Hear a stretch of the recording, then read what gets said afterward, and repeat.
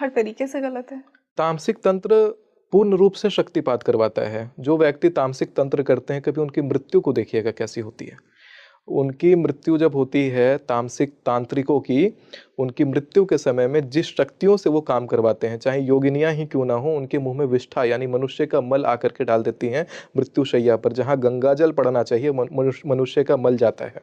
घर के लोगों की मनोवृत्ति ऐसी हो जाती है कि उस व्यक्ति के मुंह में गंगाजल पहुंच ही नहीं पाता। जहाँ तुलसी और गंगाजल पहुंचना चाहिए, वो ऐसे इन्वायरमेंट में मरता है जहाँ पे तुलसी गंगाजल देने वाला नहीं होता। अकाल मृत्यु आदि को प्राप्त होता है। उसकी लाश का यानी उसका जो पार्थिव शरीर है, उसका अंतिम संस्कार सही से नहीं होता। कोरोना के समय आपने देखा होगा कि लोगों का जैसे तैसे अंतिम संस्कार हुआ था। तो वही होता है जब तमस का आपके जनरेशन में, चाहे आपने करा हो चाहे आपके पिता ने करा हो, यानी पिता का किया हुआ सीधा बेटे पे आता है।